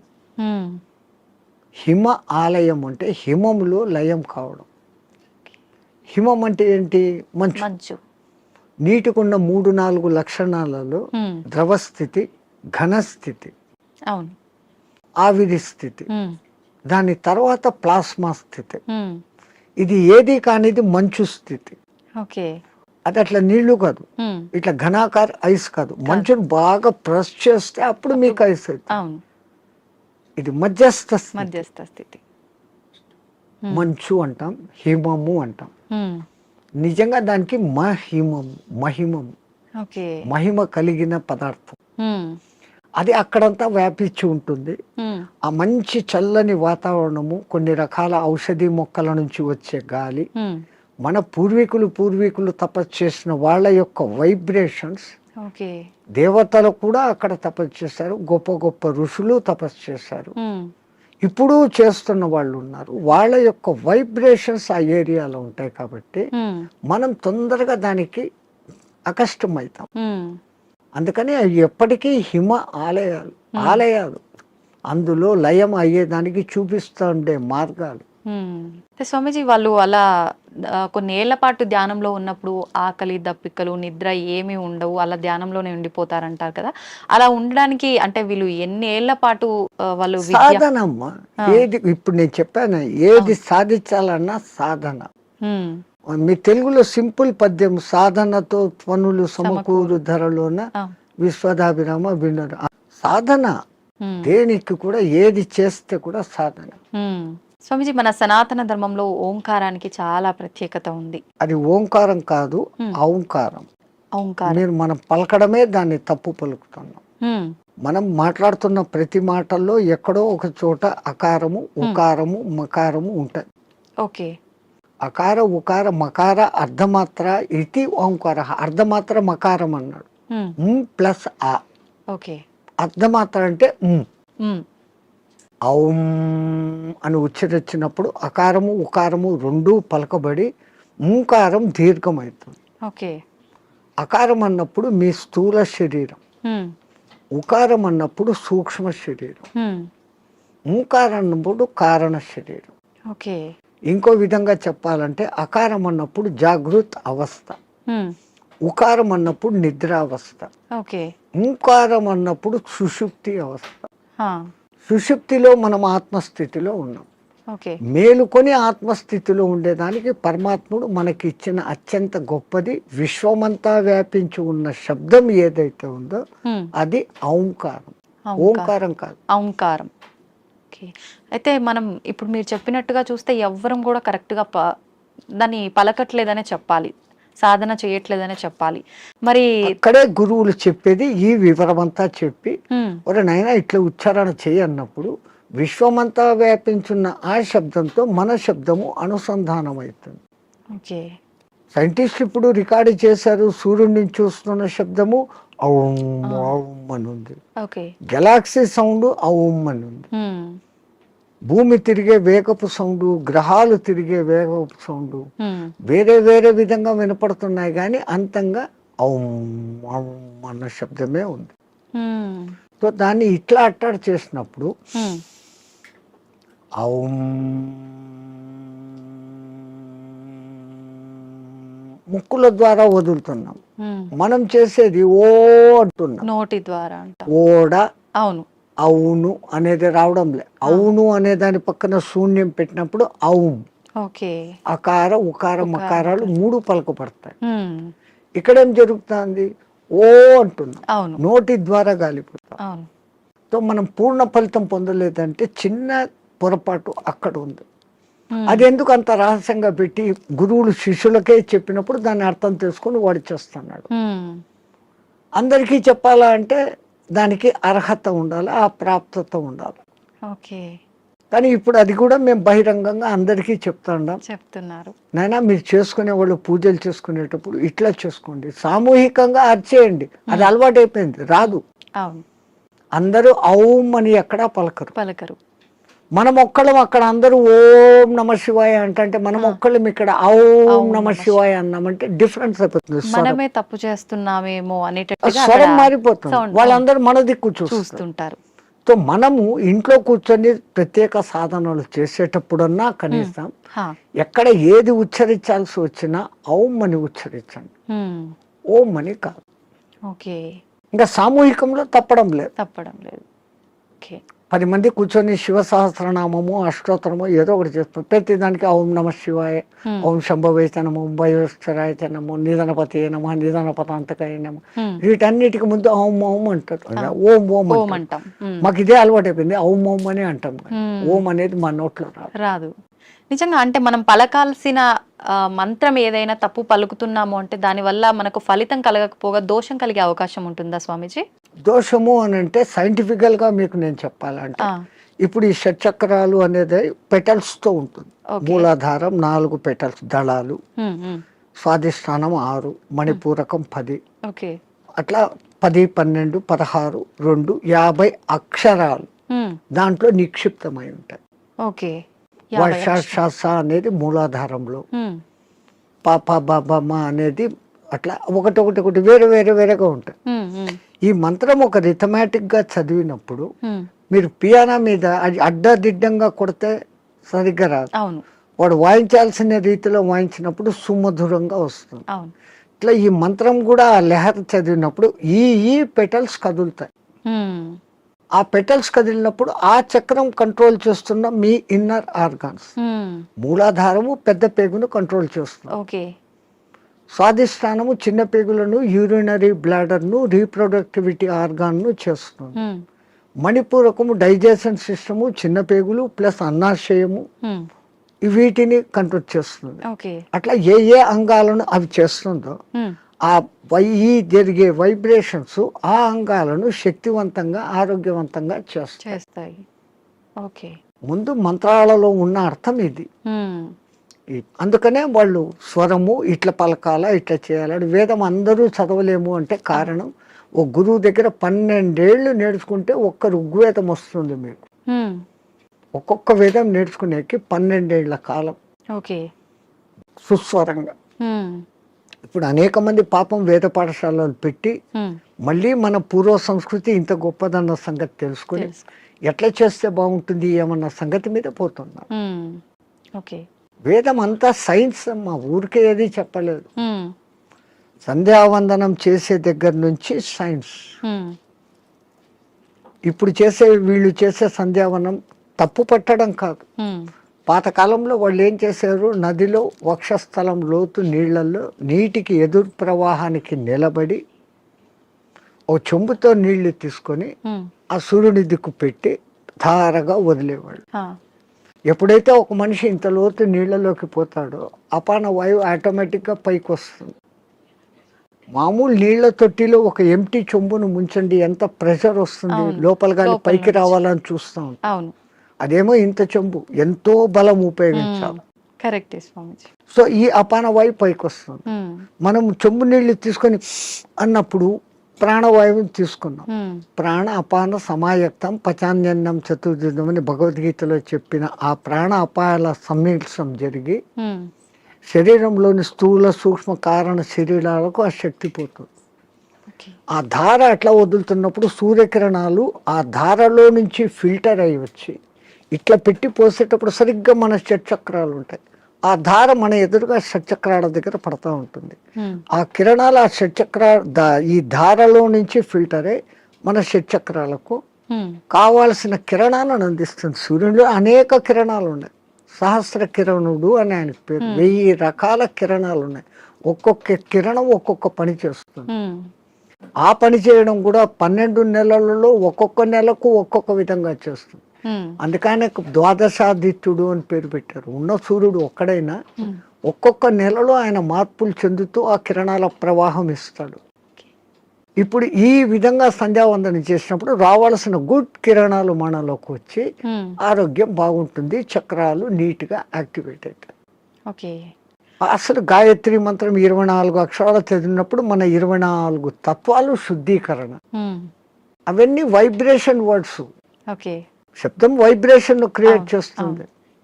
పెద్ద పెద్ద సైంటిస్టులు ఇప్పుడు నిరూపణ చేస్తున్నారు. పలకాల్సిన రీతిలో ఓంకారం పలుకుతే ఉమ్, అది దూరంగా స్క్రీన్ మీద మీకు గొప్ప శ్రీచక్ర యంత్రాన్ని చూపించింది.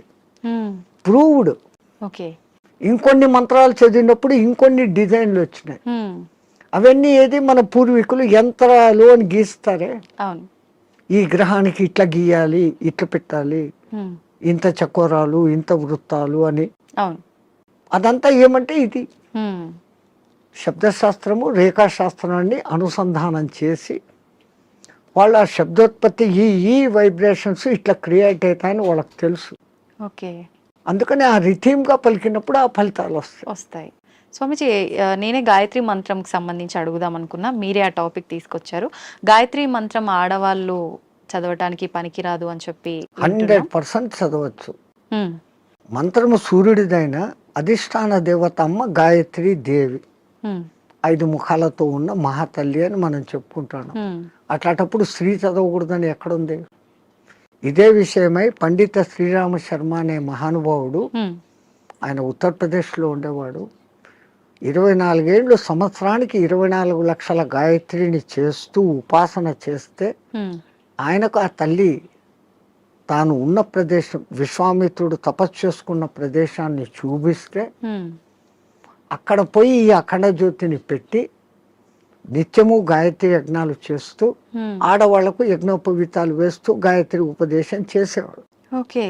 అప్పుడు కొంతమంది ఉత్తరప్రదేశ్ బ్రాహ్మణ్స్ ఉమ్, ఆయన మీద కోర్టులో కేసేసినారు. నువ్వు వేదాన్ని భ్రష్టు పట్టిస్తున్నావు, మా సదాచారాన్ని భ్రష్టు పట్టిస్తున్నావు, వేదాలు గాయత్రి మంత్రం చదవకూడదు. ఓకే. ఆయన కోర్టులో ఒకటే మాట అన్నాడు, ఉమ్, అయ్యా మీరు వేదాలు ఉపనిషత్తులు అన్నీ చదివారంటారు కదా, ఉమ్, ఎక్కడైనా ఒక్క శ్లోకము స్త్రీకి గాయత్రి ఉపదేశం చేయకూడదు అని రాసి ఉంటే, ఉమ్, పలానా ఋషి చెప్పాడు, పలానా దేవత చెప్పాడు అనే కోటింగ్ ఒక్కటి ఉంటే ఉమ్, నాకు ఇవ్వండి, నా బ్రాహ్మణత్వాన్ని, నా సంస్థను మూసేస్తా, ఉమ్, నా బ్రాహ్మణత్వాన్ని వదులుకొని జనేవి తీసేస్తాను అన్నాడు. ఉమ్. వీళ్ళు 3 నెలలు తల కింద కాళ్ళు పైన పెట్టి ఎతికారు, ఆ, లేదు. ఓకే. ఎందుకు స్త్రీకి లేదు అన్నారంటే ఆమెకు కుటుంబ బాధ్యతలు ఎక్కువ, ఉమ్, ఈ మాసికంలో వాళ్ళకు ఈ పీరియడ్ కొంచెం ఇబ్బందికరంగా ఉంటుంది. అవును. అప్పుడు ఆ అనుష్ఠానం ప్రకారం కనీసం న్యాయంగా గాయత్రి చేయాలంటే 24 ముద్రలు వేస్తూ, ఉమ్, ఒక్కొక్క ముద్ర వేస్తూ ఒక్కొక్కసారి గాయత్రి 24 అక్షర గాయత్రిలన్నా చేయాలి. ఓకే. మళ్ళీ దాంట్లో 3 రకాలు ఉన్నాయి. ఉమ్, ఒక్క గాయత్రి త్రిపద, ఆ, 8 అక్షరాలతో ఉండాలి.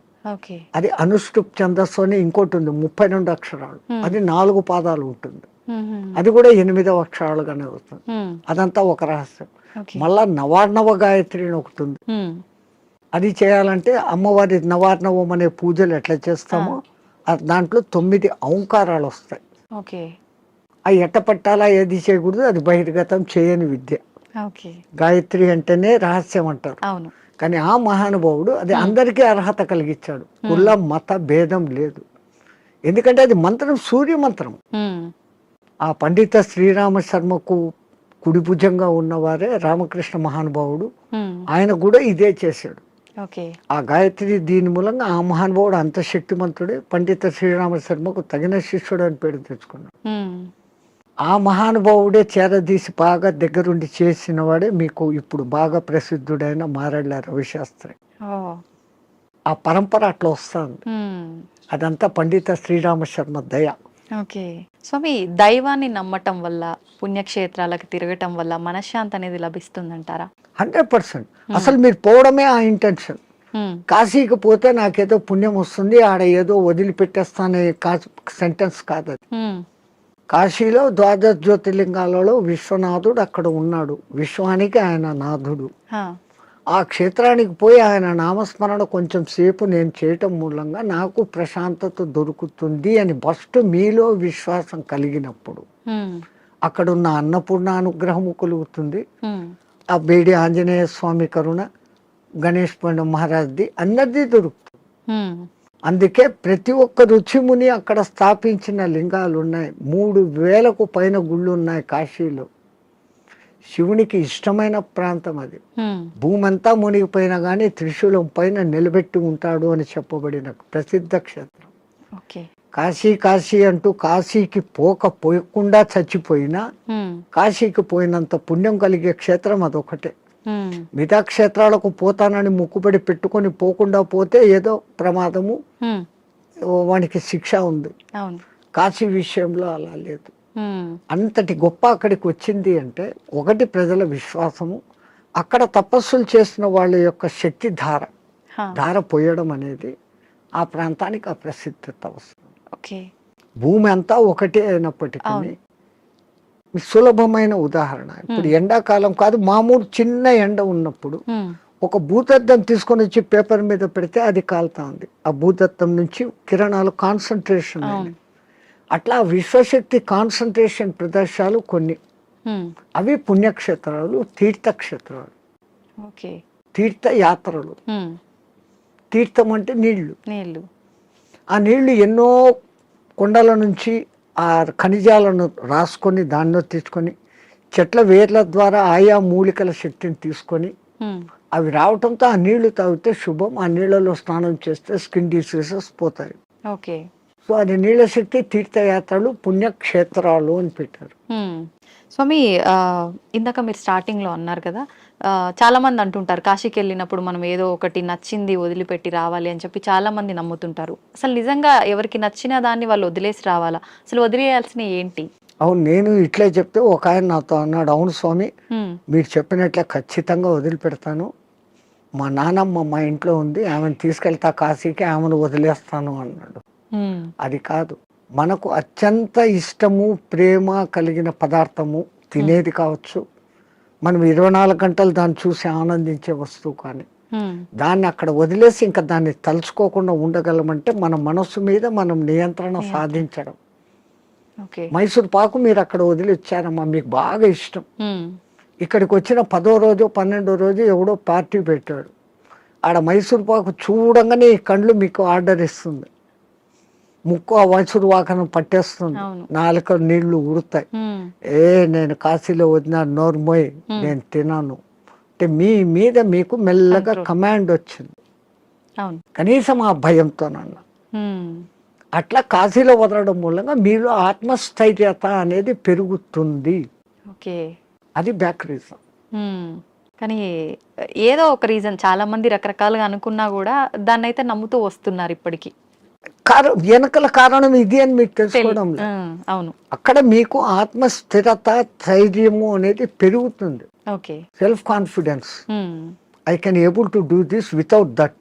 అది లేకుండా నేను ఉండలేను అన్న వాళ్ళు, అది లేకుండా ఎదురుగా కనపడుతూ కూడా అది లేకుండా ఉండగలిగిన స్థితి అంటే మీలో ఎంతటి స్టెబిలిటీ వచ్చినట్లు. అది ఆత్మస్థైర్యం. మన పూర్వీకులు ఏది చేసినా అంత ఆలోచనతో. నీలో ఆత్మశక్తి పెరగాలంటే నీకు అత్యంతగా ఇష్టమైంది అక్కడ వదలాలి. ఎందుకంటే ఆ కాలంలో కాశీయాత్ర జీవితంలో ఒక్కసారి. అవును, ఆ 1000 కిలోమీటర్లు నడిచిపోయి మళ్ళీ వెనక్కి వస్తాడు. కాటికి పోయినవాడు కాశీ, అదేమో సామెత ఉంది మీ దాంట్లో, కాశీకి పోయినవాడు కాటికి పోయినవాడు ఒకటి అని. అవును, మళ్ళీ తిరిగి రారు అని చెప్పి. ఆ కాలం అట్లుంది, అడవులలో పోవాలి, దారిలో జంతువులు, వాతావరణం మారిపోవచ్చు. అవును, ఇన్నిటినీ తట్టుకొని అక్కడికి పోయి మళ్ళీ రాగలిగినాడంటే వాడు దేవునిగా పూజించేవాడు. రెండవది, వాడు వచ్చేటప్పటికి అక్కడ కాశీలో నేను పలానా వదిలేసి వచ్చాను మోనుకున్నాను అన్నప్పుడు వాళ్ళలో ఇక్కడ ఆత్మశక్తి పెరిగి వాడు ఇక్కడ ఎవరికి ఏ మంచి మాట చెప్పినా అది జరిగిపోతుంది, వాక్ శుద్ధి వస్తుంది. So when you develop your confidence you can able to do anything. So to develop your confidence అక్కడ పోయినాక ఒకటి వదిలిన వాళ్ళు బెనిఫిట్ పొందుతారు. స్వామి, చాలా మంది అంటుంటారు, అంటే ఇప్పుడు ఇందాక మీరు చెప్పినట్టుగా వెళ్ళిన వాళ్ళు తిరిగి రారేమో అన్న ఒక ఉద్దేశంతోటో మరేంటో తెలియదు, కానీ చాలా మంది నమ్మకం ఏంటంటే పిల్లలు ఉండి వాళ్ళ పెళ్ళిళ్ళు అన్నీ అయిపోయిన వాళ్ళు మాత్రమే కాశీకి వెళ్ళాలి, దర్శించుకోవాలి, అవన్నీ అవ్వని వాళ్ళు కాశీలోకి పోయి సస్తే మోక్షం అనుకుంటే కాదు. నాకు తెలిసి ఒక మంచి కోటీశ్వర దంపతులు 3వ తరాన్ని కూడా చూసేశారు. ఆ 3వ తరం కూడా 18 yearsకి వచ్చింది మనబళ్ళు. ఇంకా ఇంత అనుభవించిన కాశీలో పోయి చచ్చిపోతాం, వయసు కూడా అయిపోయింది, 80 ఏళ్ళు వచ్చినాయి. ఇద్దరు లవ్ మ్యారేజ్, ఇద్దరికి 80 ఏళ్ళు భార్యాభర్తకి. బట్ డబ్బు ఉంది, అక్కడ మంచి బిల్డింగ్ కొనుక్కున్నారు, 4 సర్వెంట్లను ఎత్తుకొని పోయినారు, వంట వండేకి పనులు చేసుకునేకి, రోజు పోయి స్వామి దర్శన్ వస్తూ ఉన్నారు. ఎప్పుడో ఒకసారి బంధువులు ఫోన్, బిడ్డలు వాళ్ళది, అంత ఆధ్యాత్మిక. మర్జాయంగే అంటున్నారు. 7 ఏళ్ళైంది, 8 ఏళ్ళైంది, 10 ఏళ్ళైంది. ఇక్కడ ఈ 18 ఏళ్ళ బిడ్డలు 28 ఏళ్ళ వయసుకు వచ్చినారు మన్మళ్ళు. వాళ్ళకి మ్యారేజ్ ముగ్గురికి ఒకేసారి కుదిరింది, వేరే వేరే కమ్యూనిటీ హాల్.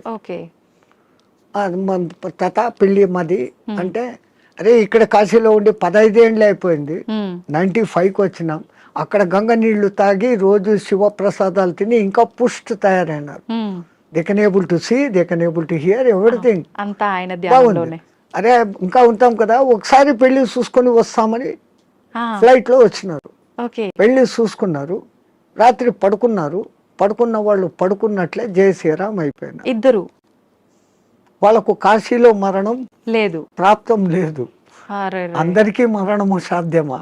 అలా అని మరి కాశీలో ప్రాప్తం లేదని అక్కడే ఉంటే ఎప్పటికీ మరణం ఉండదనేది కూడా. ఆ మాటకు వస్తే తల్లి, ఇప్పుడు గంగలో మునిగితే నాకు పుణ్యం వచ్చేస్తుంది అనుకుంటే, గంగలోనే ఉండే చేపలు, కప్పలు, ముసళ్ళు అవి అక్కడే పుట్టాయి, అక్కడే పెరిగాయి. ఒక్కసారి గంగా స్నానం చేస్తే, సరే మీరు కాశీలో పొద్దున్న నుంచి సాయంత్రం వరకు 10 సార్లు గంగా స్నానం చేశాను అంటారు, కానీ మీరు చేసింది ఒకటే స్నానం. మీరు స్నానం చేయగానే ఆ నీళ్లు ఫ్లో పోయినాయి కదా. అవును. ఆ తల్లి నిరంతర ప్రవాహం, ఎప్పుడూ కొత్త నీళ్ళు అక్కడ ఉన్నాయి. స్నానం చేస్తే నాకు పవిత్రత వచ్చేసింది గంగలో చేస్తే అని కాదు. గంగలో స్నానం చేసే ముందు ఇంతకు ముందు నా గత జన్మ బుద్ధులు, గత జన్మ కాదు, నా గత జీవితం బుద్ధులు, లక్షణాలు మార్చుకుంటాను.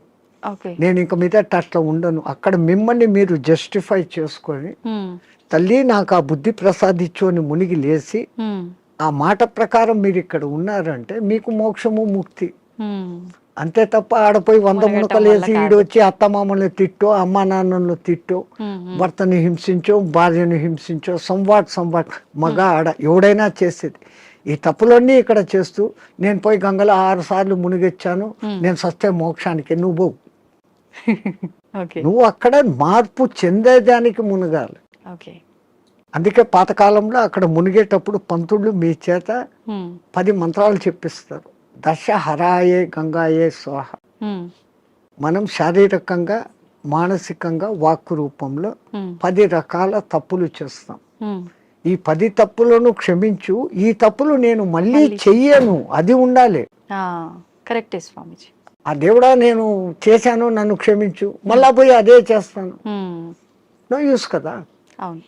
Do not repeat. మళ్ళీ చెయ్యను కూడకుండా ఉండగలిగితే అప్పుడు ఆ కాశీలో స్నానం చేసిన పుణ్యం.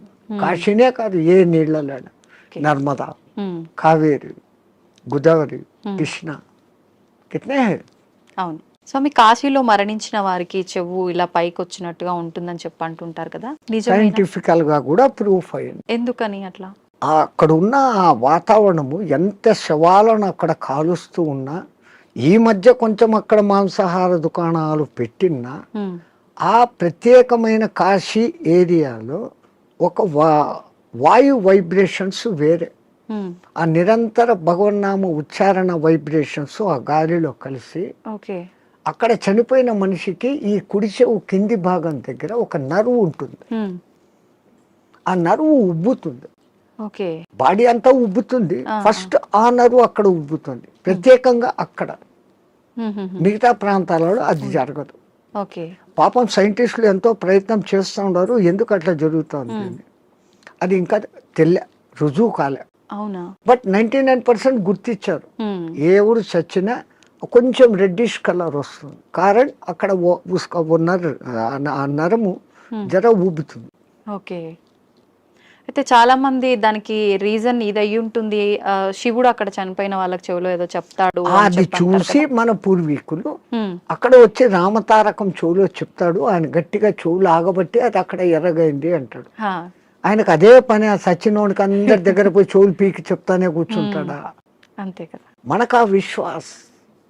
అంతే. కాశీలో నేను చనిపోతే శివుడు నన్ను స్పృశిస్తున్నాడు, నేను ఈ బాడీ వదిలిపెట్టినాక నన్ను ఎవడు స్పృశిస్తా నాకేం తెలుస్తుంది. దీని పేరు అప్పుడు సదానంద అన్నారు, శవం అంటారు, పేరు పోయింది. పుట్టినప్పుడు తల్లిదండ్రులు పెట్టిన పేరు ఈ బాడీతో పాటు బాడీ లోపల ఉండేది బయటికి పోయినాక దీన్ని బాడీ అంటారే కానీ పేరుతో పిలవరు. ఆ గంటకో 2 గంటలకో శివుడు వచ్చి చెవులో చెప్తాడు అంటే అది నమ్మకూడదు అంటే నమ్మకూడదు. నేను విమర్శగా చెప్తే ఇది. కానీ మనమంతా ఆధ్యాత్మిక రూపంలో ఉన్నాం. ఆ విశ్వాసం తరతరాలుగా జరుగుతుందంటే ఎవడికో అది చెవుతో చెప్పాడు, ఇంకోడు చూశాడు. ఏ మాట బయటికి ఊరికే రాదు కదా. అది సత్యమైనప్పుడు నేను సస్తే అక్కడ శివుడు నన్ను చూస్తాడనే ఈ భావనతో పోవడమే ఎంత గొప్ప. ఆయన వచ్చి పీక్తాడో లేదో తెలియదు, కానీ పీక్తాడు అనేది మన సంపూర్ణ విశ్వాసం. అట్లాగనే కొన్ని క్షేత్రాలలో మరణం ముఖ్యం. ఉమ్, ఈ భూమి అంతా అదే క్షేత్రమే కదా, ఇంట్లో సస్తే కూడా ఉమ్, అదే చావే. కానీ వీడి ఇంట్లో ఎంతసేపు సత్యం ముందర కూడా నేను నా వాళ్ళు అది పోయింది ఇది పోయింది నేను ఇంకా అది చేయలేదు అంటా సస్తాడే తప్ప ఉమ్. నేను కాశీలో ఉన్నాను, భగవత్ సంకల్పం భగవద్ దర్శనం అవుతుందన్న భావంలో ఉండడు. అందుకే కనీసం సత్యం ముందరన్నా నామస్మరణ చేయండి. ఉమ్. సంతోషం స్వామి, చాలా మంచి మంచి విషయాలు మీ ద్వారా తెలుసుకున్నాను. నాకు చాలా సంతోషంగా ఉంది మిమ్మల్ని కలిసినందుకు. మంగళమతి. ధన్యవాదాలు స్వామి. జై శ్రీరామచంద్రజీ.